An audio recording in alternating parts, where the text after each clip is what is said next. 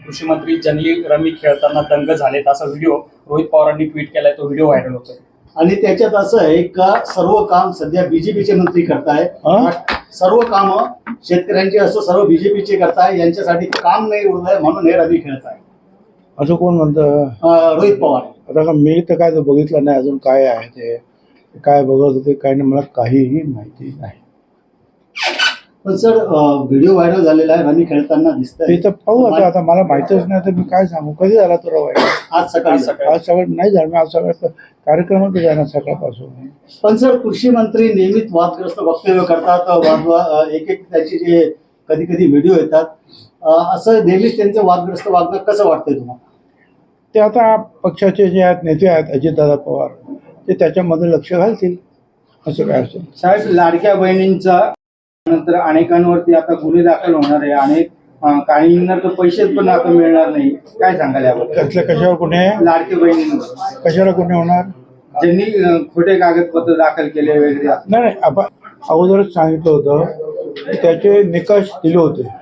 त्यांच्याकडे 4 चाकी गाड्या आहेत बंगले आहेत अमुक आहे उत्पन्न जास्त आहे त्यांच्यासाठी ही योजना नाही. योजना ही गरिबांसाठी असते नेहमी श्रीमंतासाठी योजना नसते.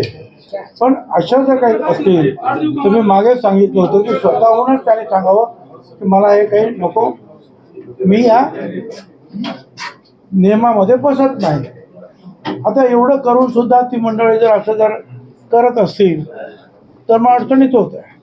पण तरी सुद्धा जे आहे अजूनही जे ज्यांच्याकडे गाडी घोडं आहे 2 पैसे आहेत त्यांनी ह्या लाडक्या बहिणीच्या योजनेतून जे आहे ती गरीब लोकांसाठी आहे. गरीब त्याच्यातून माघार घ्यावी. एक आहे की आतापर्यंत दिलं असेल तर त्यांच्यावर आता आणखीन काहीतरी कारवाई वगैरे होऊ नये यासाठी मी जरूर प्रयत्न करेन. मला माहिती नाही पण मी एवढंच सांगणार आहे की लाडक्या बहिणीचे सगळे पैसे मिळणार. जे नियमात बसत नाही त्यांनी कृपा करून स्वतःहून थांबावं. म्हणजे खरोखर ज्यांना आवश्यकता आहे त्यांना न्याय मिळेल. आणि आता पोर्टल बंद आहे चालू आहे तर तुम्ही ते बोलून घेईन मंत्र्यांबरोबर. सर हॅनी ट्रॅपमध्ये पुन्हा नाशिक भेट झाली आहे आणि कालही एका हॉटेलमध्ये अर्धा तास ते एकत्र होते. काय भेट असं आहे की कोणीही तुम्ही सुद्धा किंवा तुमच्या संघटनेने आता तिथं आमदार आणि का पक्षाचे प्रमुख नेते आहेत त्यांनी तर भेट मागितली किंवा हॉटेलमध्ये काही कार्यक्रम असेल मुख्यमंत्र्यांना तिथे मी जर भेटायला गेलो तर ते मला भेटणार. काय मुख्यमंत्र्याला कोणीही भेटू शकतो. आता त्या भेटीचं काय कारण मीमांसा काय ते काय मला काय माहिती नाही कारण मी तिथे नव्हतो. आणि काय असं काय ठरत असेल तर भविष्यात दिसेल. साहेब विलीन होण्याचा जो प्रकार आहे तटकरे साहेबांनी असं सांगितलं का भाजपला विचारून म्हणजे आता राष्ट्रवादीचा निर्णय भाजप घेणार आहे का? प्रश्न असा आहे की आज भाजप प्रणीत सरकार बरोबर शिंदे शिवसेना गट आणि अजित पवार NCP गट सध्या आहे. त्यामुळे अशा प्रकारचे जेव्हा मोठे निर्णय घ्यायचे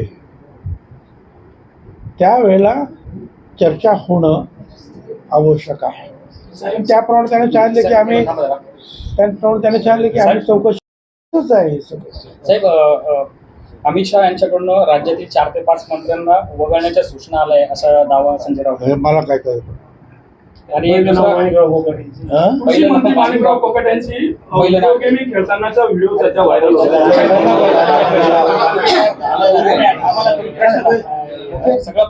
अरे मी ते पाहिलं ना मला काय माहित नाही यार. अरे आमदार आहेत संजय गायकवाड असतील आणखी इतर काही आमदार असतील ज्यांनी वादग्रस्त विधान केलंय. मुख्यमंत्र्यांनी त्यांना सज्जड बांधलं. असं आहे ना की मुख्यमंत्री त्या मंत्रिमंडळाचे कुटुंब प्रमुख आहेत. त्या कुटुंबामध्ये एखादा जर चुकीचं काही वागत असेल तर कुटुंब प्रमुखाचं कामच आहे की त्यांची कान उघडणी करणं. ते काही चुकलेलं नाही. सर तुम्ही इतक्या वर्षापासून विधान म्हणजे राजकारणात आहात हे योग्य आहे का? आता झाले मला 41 वर्ष होऊन गेली. आता काही ते योग्य आहे असं मी कसं म्हणू शकेल बाबा.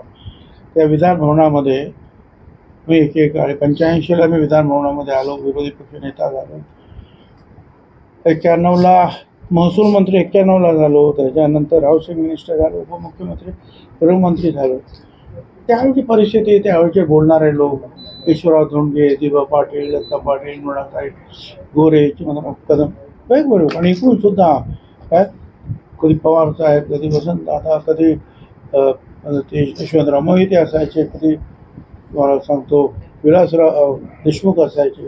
हे सगळे कधी तिकडे गोपीनाथराव मुंडे असायचे, तर इकडे कधी छगन भुजबळ असायचे. तर हे सगळं एकमेकाच्या विरुद्ध जे आहे, जे काही मुद्दे असेल त्या मुद्द्यावर भांडण हे व्हायचं, पण त्याच्यातून मन दुखवायचं नाही, कोणाला जखम होणार नाही,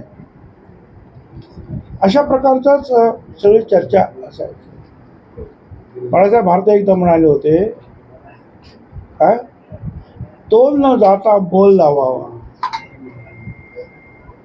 असं बोला की दुसऱ्याला जखम होता कामा. आता त्यावेळेला ते चाललं होतं. आता हळूहळू हळूहळू त्याला हे पाहतोय, आता हे चांगलं आहे कोण म्हणेल. मी 100% दुःख होतं. त्याने पूर्वीचे जे आहेत 40 वर्षापूर्वीची विधानसभा पाहिलेली आहे, विधान परिषद पाहिलेली आहे, विरोधी पक्षनेता म्हणून काम केलं, मंत्री उपमुख्यमंत्री. हे असं कधी नव्हतं, एवढंच सांगतो. साहेब, राज ठाकरेंसोबत जी टाळी सभा घेतली त्यावेळी त्यांनी तिथे एक प्रश्न केला का जर कधी हिंदी भाषा जी आहे ती जर कधी पुन्हा लागू केली तर आम्ही शाळा बंद पाडू. त्याचं तुम्ही सगळ्यांनी ऐकलेलं आहे, बघितलेलं आहे.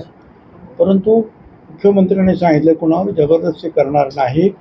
आणि ते काय नरेंद्र जाधव कमिटी वगैरे नेमलेली आहे, त्या कमिटीचा पण काय रिपोर्ट येतो आहे ते पाहून योग्य तो निर्णय घेऊ. आणि माझं तर मत असं आहे की माझं म्हणणं एवढंच आहे की लहान मुलांवर किती दडपण टाकायचं त्याचा विचार केला पाहिजे.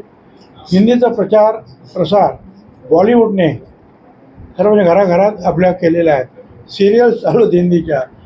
त्यामुळे हिंदी आता तोडकं मोडकं का होईना पण बऱ्याचशा लोकांना समजतं आहे. तर अशा वेळेला वाद वाढवता कामा नये, एवढंच माझं म्हणणं. सर, तुमच्या मतदारसंघात हिंदी एकीकडे हिंदीचा वाद सुरू असताना आपल्या मुला मतदारसंघात फ्रेंच आणि जॅपनीज शिकवली जाते, काय म्हणाल याला? मला अभिमान आहे. शिकवली जाते नाही, मुली शिकत आहेत. अंदर सुद्धा असलेल्या जिल्हा परिषदेच्या शाळेत मला घेऊन गेले आणि मी काय पाहिलं, 25-30 मुली जे आहेत ते जॅपनीज शिकलेले आहेत. तर 5वी 6वी 7वीचे असते. 25 मुली जे आहेत ते जर्मन शिकलेले आहेत. आणि एक मुलगी जी आहे ती इंग्लिशमध्ये आम्हाला कुठला ॲप जो नवीन तयार केला त्या ॲपची माहिती देत होते. आनंद वाटला की जिल्हा परिषदेच्या शाळेत एका खेडेगावामध्ये अशा प्रकारच्या मुली जर्मन जपानी भाषेला शिकतायत, त्या भाषा शिकतायत. खरंच